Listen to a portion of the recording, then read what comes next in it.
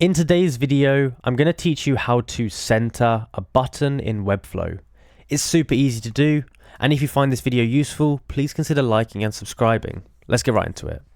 First of all, go onto your dashboard here and select the site you want to edit and press on the Open Designer button. This should take you into the website designer just like this.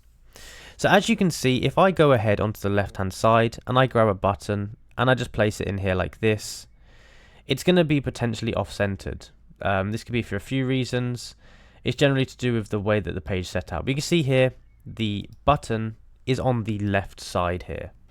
So what I can do is I can actually go back into Webflow, and we're going to be using some of the structure elements here. So it really depends how you're trying to center it.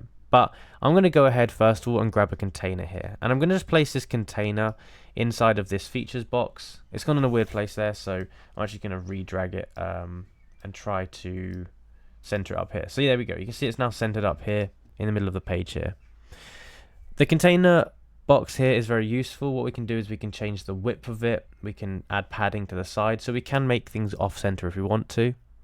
But now we can go ahead and grab our button and we can place it inside like this. Now you can see it's on the left side, but what we want to do, go over to our container block that we just made, and then for the alignment on here, we want to go ahead and put it to center. And this is going to center the text. You can also, the button I mean, you can also put it onto the right side, just like that.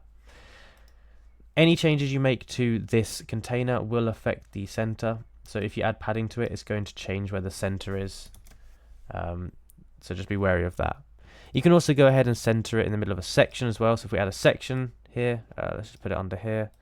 We can go ahead and put the button in the section. For some reason it's acting weird.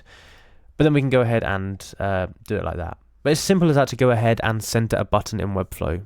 If you enjoyed the video, be sure to like and subscribe, and I'll see you in the next one.